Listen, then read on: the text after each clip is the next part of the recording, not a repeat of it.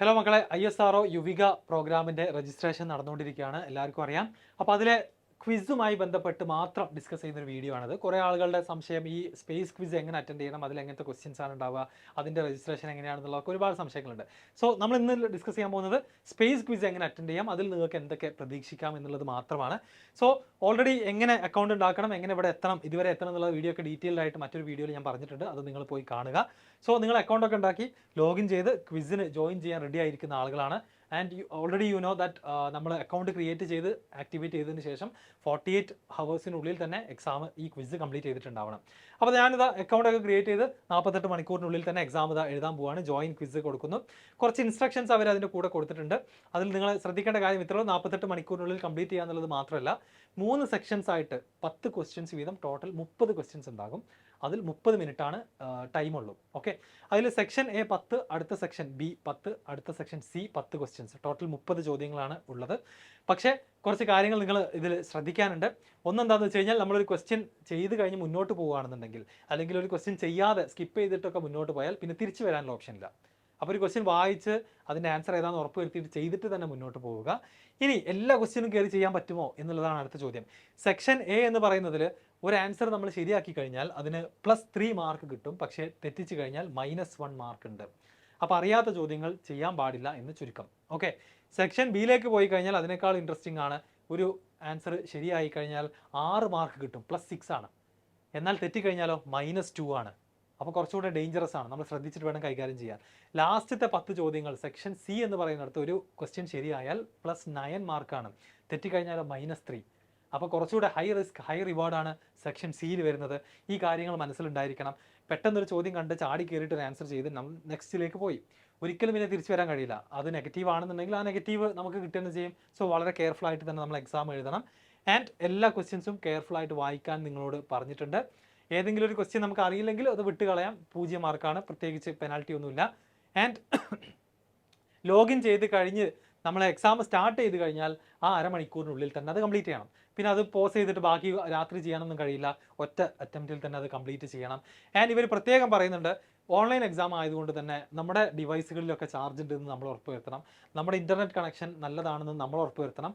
അത് കാരണം എന്തെങ്കിലും പ്രശ്നം ഉണ്ടായിക്കഴിഞ്ഞാൽ for such reasons participant shall be solely responsible for the non completion of quiz competition.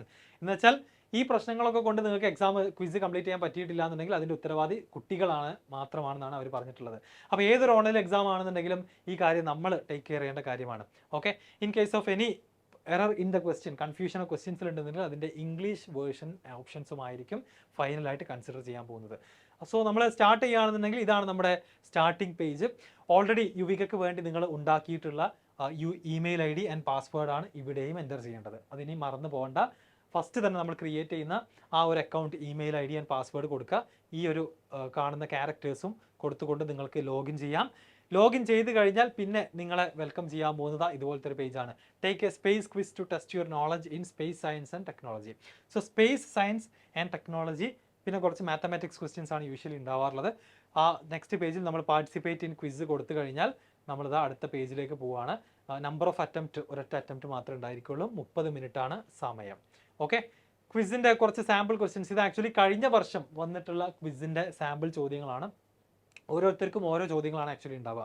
ഒരു വലിയൊരു ക്വസ്റ്റ്യൻ പൂളിൽ നിന്നും ഓരോ കുട്ടികൾക്കും സെപ്പറേറ്റ് ക്വസ്റ്റ്യൻസ് ആണ് ഉണ്ടാവുക. അപ്പോൾ ഒരാൾക്ക് കിട്ടിയിട്ട് നമുക്കൊന്നും ചെയ്യാനൊന്നും കഴിയില്ല. ഒരു എക്സാമ്പിൾ ഞാൻ വായിക്കുകയാണെന്നുണ്ടെങ്കിൽ, which of the following expressway has been given the name Samruddhi expressway. അപ്പോൾ ഒരു കറണ്ട് അഫെയർ ക്വസ്റ്റ്യൻ ആണ്. അതുപോലെ തന്നെ മറ്റൊരു example, most commonly used semiconductor material is, അതൊരു സയൻസ് ക്വസ്റ്റ്യൻ ആണ്. അതുപോലെ which of the following is used in pencils, graphite ആണ്. സിമ്പിൾ ആൻസർ, നമുക്ക് എല്ലാവർക്കും അറിയുന്നതാണ്. അതുപോലെ Lakshmi Vilas Palace was built by prestigious Gaekwad family. In which city is this palace situated. General knowledge questions ഉണ്ട്. അതുപോലെ തന്നെ കറണ്ട് അഫയേഴ്സ് ഉണ്ട്. രാജ്യസഭ ബന്ധപ്പെട്ടിട്ടുള്ള ഒരു ചോദ്യം ഇതാ വന്നിട്ടുണ്ട്. ഓക്കെ, അതുപോലെ തന്നെ which is responsible for converting milk into curd through natural process. So GK വരുന്നുണ്ട്, അതുപോലെ സയൻസ് വരുന്നുണ്ട്, കറണ്ട് അഫയേഴ്സ് വരുന്നുണ്ട്. Solution of equation AX + B = 0.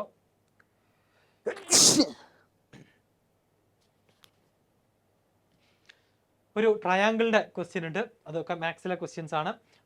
ഫിസിക്സിലെ questions നമുക്ക് കാണാം, അഗെയിൻ മാത്സിലെ ക്വസ്റ്റ്യൻസ് ഒക്കെ വന്നിട്ടുണ്ട്. ഓക്കെ, 20ാമത്തെ ചോദ്യം എത്തിയിട്ടുണ്ട്. അപ്പോൾ ഇത് നമ്മുടെ സെക്ഷൻ ബിയിലെ ചോദ്യത്തിലേക്ക് എത്തി.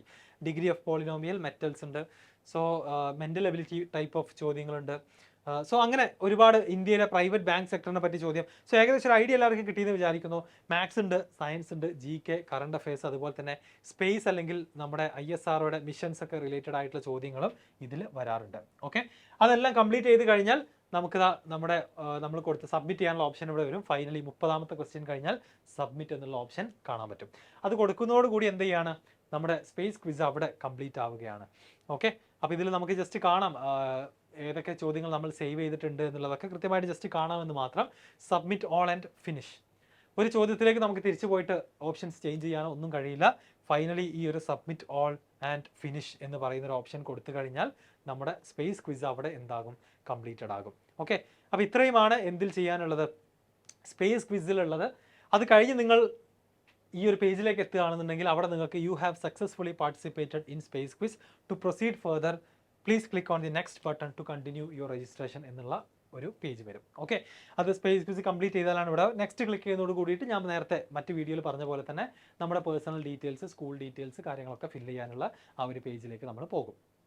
ഓക്കെ, സോ ഇത്രയുമാണ് ക്വിസുമായിട്ട് റിലേറ്റ് ചെയ്തിട്ട് പറയാനുള്ളത്. ഇനി ആർക്കെങ്കിലും എന്തെങ്കിലും സംശയങ്ങളുണ്ടെങ്കിൽ നമ്മുടെ കമൻറ്റ് ബോക്സിൽ ചോദിക്കാം.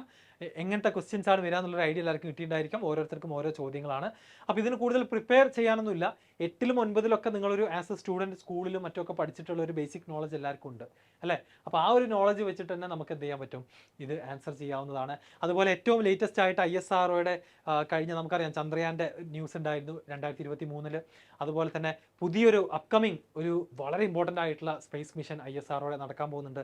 അപ്പോൾ അത്തരം റീസെൻറ്റ് ISRO റിലേറ്റഡ് ആയിട്ടുള്ള ന്യൂസും കറണ്ട് അഫയേഴ്സ് ഒക്കെ ഒന്ന് വായിച്ചിട്ട് പോവുക. ആ മിഷൻസിൻ്റെ പേര്, അതിലുള്ള ആളുകൾ ഒക്കെ ഒന്ന് എന്ത് ചെയ്യുക, നോട്ട് ചെയ്തിട്ട് ടെസ്റ്റിലേക്ക് പോവുക. ഓക്കെ, അത്രയുമാണ് പറയാനുള്ളത്. ബാക്കി ഇനി ISROയുടെ ഈ ഒരു യുവിക പ്രോഗ്രാമിൻ്റെ താല്പര്യമുള്ള കുട്ടികൾക്ക് വേണ്ടിയിട്ട് ഞങ്ങളൊരു വെബിനാർ കണ്ടക്ട് ചെയ്യുന്നുണ്ട്. മാർച്ച് 9 ശനിയാഴ്ച ആയിരിക്കും. അതിൻ്റെ രജിസ്ട്രേഷൻ ലിങ്ക് ഡിസ്ക്രിപ്ഷനിലുണ്ട്. സോ നിങ്ങളുടെ ആനുവൽ എക്സാമിൻ്റെ ഇടയ്ക്ക് വലിയൊരു ഗ്യാപ്പ് വരുന്നുണ്ട്. അതിൻ്റെ നടുക്കായിട്ടാണ് നമ്മൾ ഈ ഒരു വെബിനാർ പ്ലാൻ ചെയ്തിട്ടുള്ളത്. 9ാം ക്ലാസ്സിൽ പഠിക്കുന്ന സയൻസ് ഇഷ്ടമുള്ള, ISRO ഇഷ്ടമുള്ള, യുവിക പ്രോഗ്രാമിൽ പങ്കെടുക്കണമെന്ന് ആഗ്രഹിക്കുന്ന എല്ലാ കൂട്ടുകാർക്കും നിങ്ങൾ ഈ വീഡിയോ ഷെയർ ചെയ്ത് കൊടുക്കാം. Okay, thank you.